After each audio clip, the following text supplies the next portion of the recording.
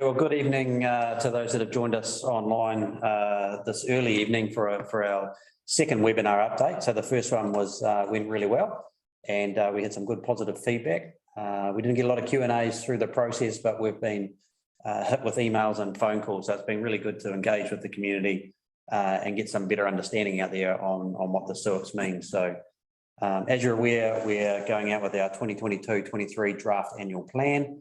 And in that is proposed introduction of SUIPS and other associated policy changes. So before we get started, I'll just introduce myself. Obviously, Toby Adams, Hauraki District Mayor, and we have to my right, I thought he was going to answer it, but I'll do it for him. Our current Deputy Mayor, Paul Milner, and on my left, we have our Chair of our Manaaki Te Waiora Committee and Ward Chair for the Waihi Ward, Anne-Marie Spicer, and we've got some staff that are helping us with technical IT issues in the background should we not get any some of the questions wrong. So there's a Q&A function at the bottom of your screen, so if there's any questions throughout the process, please don't hesitate to use that Q&A function and ask a question, and we'll answer it in a gap between a slide, or we'll wait till the end and answer those questions. And if you want to speak to us, just raise your hand. There's a raise hand function, and you can physically talk to us, and we can have a one-on-one conversation if there's any issues or any technicalities you want to look through. So those are the rules of the Zoom. Just stay on mute if you're not speaking, and if you have spoken and then finish speaking, just put your mute back on. It just helps for everybody else. And we'll make a start.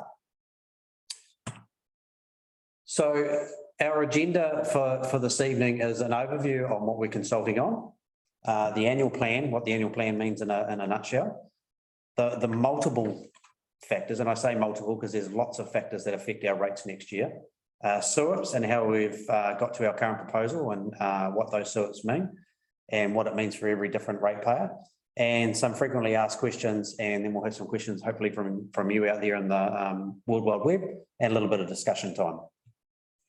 So we're seeking feedback on a few things. Firstly, the amended budget and work programme for 2022 and 23, and then the proposed introduction of separately used or inhabited parts, we'll refer to those as SUIPS from now on, of a rating unit as a method of charging some annual charge rates. And then the proposed change to our emission policies, which will reflect those changes if they happen. So the annual plan and how our work program has changed for 2022-2023, it's largely business as usual. So largely what we'd sort of signalled in our long-term plan. However, the issues that the rest of the country are experiencing, we're experiencing those at councils as well. So some of those are interest rate charges, some of those are supply of material, some of those are price rises in material. We all know what fuel's doing currently, and we're in one of the most growth areas of building that we've ever seen in Hauraki for a long time, and that's affecting our building and consent activities.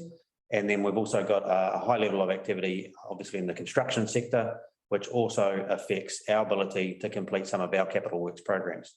So we've updated the costs and some of the timing of those programs to reflect these factors. So what this means for us is at a time when other councils are increasing their rates, this annual plan by 10% and some by a lot more than 10%, we have a proposed average rates increase of 3.95 for non-water rates and 7.5% increase for water rates. So there's a few factors affecting rates in our 2022-23 year budget. Some of those are property revaluations, and that's a really huge one for us. And you'll know by looking at your own property values and what property values have been selling for, that's how much those have changed in the last 12 months. Our amended work program, so what we had in our draft annual plan and what we had in our long-term plan, so that's been amended a little bit. And then some of these proposed changes to the SUIPS for some of our annual charges were our UAGCs. So we thought we'd give you a bit of a background on SUIPS. We've been aware that there's been this inequality for a while, and this was flagged during our 2021 long-term plan consultation. So we want to slice the pie differently in a more fair and equitable way. Now, this isn't going to change the total amount of rates that we collect as a council. That amount will still stay the same. But we're proposing that this change is so that those with one dwelling on a property are not covering the costs of those with multiple dwellings. And we've got examples on the next slide of what those multiple dwellings could be. So the good analogy there, Anne-Marie, about the, so we call it the cake. So we're not baking a bigger cake. We still need the same size cake as we did before. We're just cutting it up a little bit differently. And some of those examples are retirement villages. And we know that we've got some in Ngatea, we've got some in Waihi, and we've got a huge one happening here in Paeroa at the moment. So they're a big one. We've got farms, lifestyle properties that have more than one dwelling. Could be a workers' accommodation. We have multiple commercial activities within one building. So, you know, making sure that everybody pays their fair wage. And some of those may include where it's got residential accommodation within that business premises. We've got some home-based businesses, and we're not talking the 1-2 man home-based or a home office. We've all been doing that throughout COVID. It's more if you start manufacturing or having high numbers of staff rolling in and out of your gateway, where those would kick into gear. Or you've got 2 or more houses or apartments that are just on currently 1 rating unit. So only half of that rate is getting covered by that 1 dwelling, and the rest of the ratepayers are picking up the tab for the rest of it. Or you've got a separate dwelling that could be for some short-term accommodation, kind of like a motel type unit situation, that, or an Airbnb type situation that you might have on your property. So this picture here, a picture paints 1,000 words. On the left, there is 4 residential houses, and they're each on their own lot. On the right-hand side is the exact same 4 houses, but they're on 1 lot. So we're proposing that the rates will be the same for each of those examples. Currently, the one on the right would pay less rates. Yeah, so the SUIPS will affect ratepayers in different ways. So 94% of the properties that this change would mean that they'd pay less. So if you're currently in a single dwelling on your own property, you're currently, or with this going through, you'll pay about $90 less in your rates coming up. The remaining 6% of the properties around the district with multiple SUIPs will pay more. So, and it's approximately $930 per SUIP, which is part of the UAGC. And that UAGC sort of covers all the district funded stuff within your area, like swimming pools and libraries and footpaths and all that type of stuff. So they're all paying their fair share. So before we get to your questions, we've got some frequently asked questions about SUIPs. And the first one is, I have an additional small dwelling for a family and friends who only stay sometimes. Will I have to pay more? So we're proposing to remit that second UAGC and ward annual charge for those with a second dwelling or flat where it's only used to accommodate non-paying family and guests. So what that means is that you will get charged, but you can apply for a remission on that charge. And another frequently asked question is, what if I have a residential accommodation rented individually per room or a granny flat on my property? These would only be charged an additional SUIP if they have a separate kitchen, sink and bathroom. So like a separate dwelling with a separate entrance coming in. If, for example, you're accommodating family members in a granny flat and they're not paying rent, then the remission can be applied for. We don't have a lot of these type of individually per room type units in Hauraki. That's more of a city thing, but we have to have a policy in place to cover all eventualities. We know that things might change, so it's just ensuring that we've got the policy there to back it up should we require it. So what defines an additional SUIP?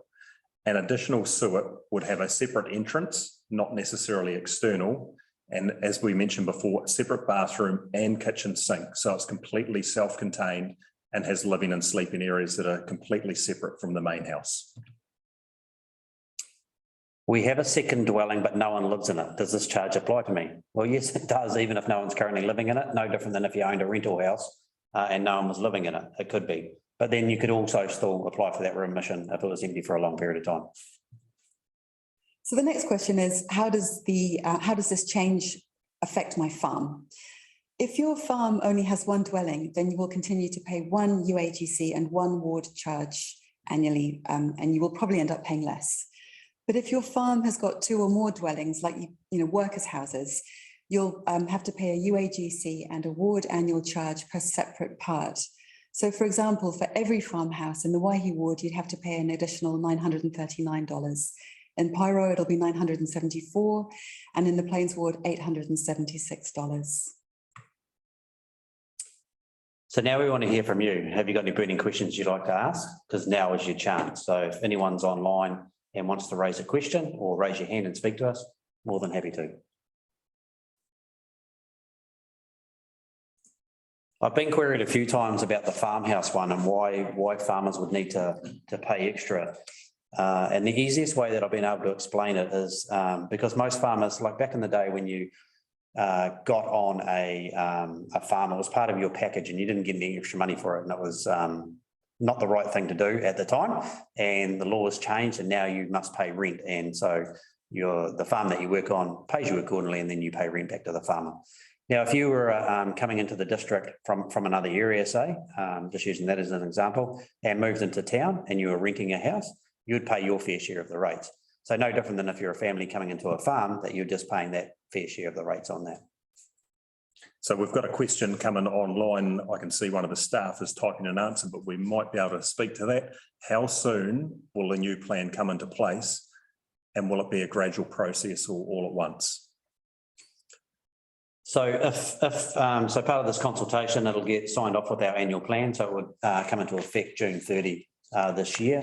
And while it would come in all at once, it will be a gradual process to ensure that we making sure that we charge the right people the right amount. So there might be a slight delay in getting that through. I'd need to talk to the rates team to see if they can push that all in one hit, but.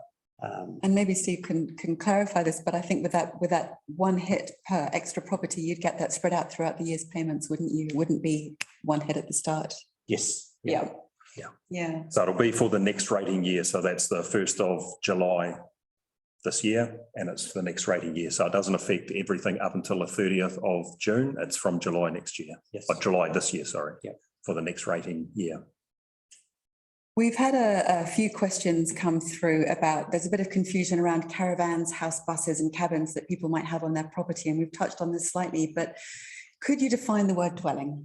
So a dwelling, as sort of was mentioned by our Deputy Mayor earlier, is a building or a structure that has its own separate kitchen, shower, bathroom facilities that you can sleep in and accommodate yourself and live in like you normally would into a normal house.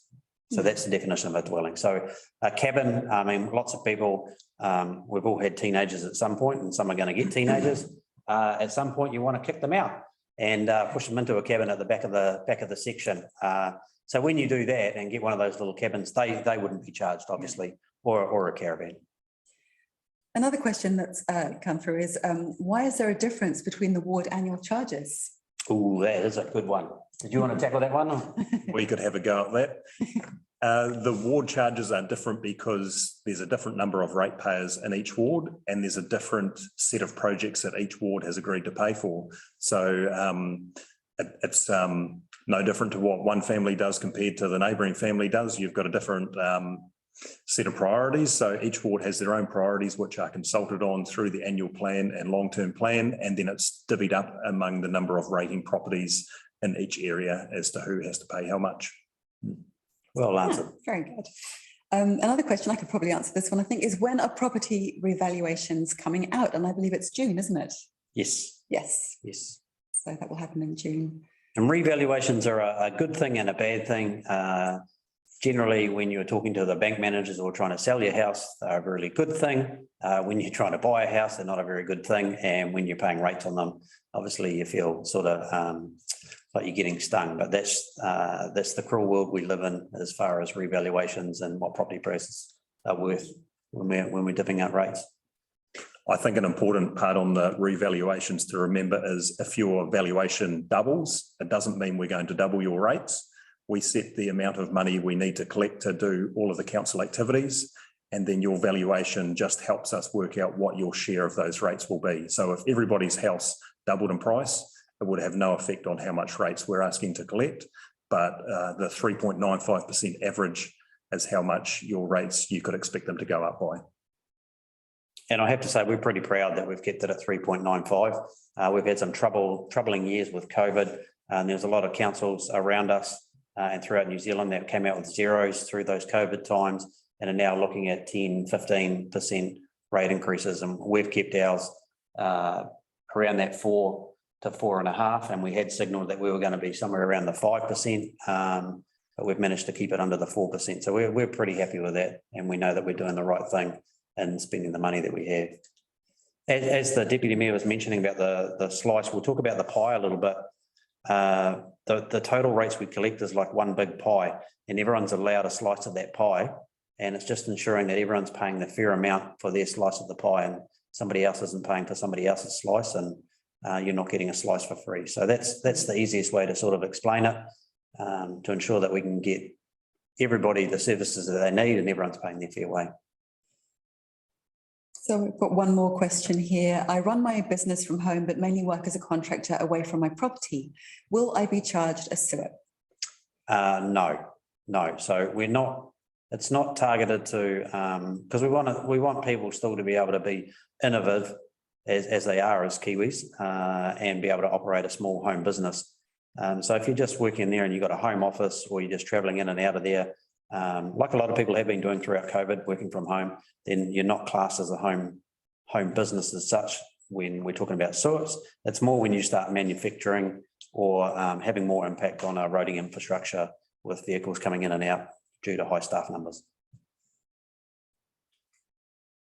And so on the screen now, we've just got other ways you can get in contact with council if you'd like to have a say on this. So it's all the usual ways that we have. And if in doubt, pick up the phone and give the office a call or talk to one of your councillors. All our contact details are on the HDC website. Feel free to reach out to any councillor at any time if you have any questions. And if you would like to make a submission, we'd welcome that also. Awesome. Thank you very much for those that have joined us online this evening. It's something new that we're trying to be a bit more interactive with our community. But as Paul mentioned, yeah, don't hesitate, make contact with us. If you feel like you couldn't ask a question here or want to think about it and got a question burning, just pick up the phone, drop us an email. We're only ever happy to share the information that we have. And on that note, I think we'll close it up and let everybody go home and start cooking their dinners and getting ready for this evening's television viewing or Monopoly game that they've got planned. Thank you. Good night.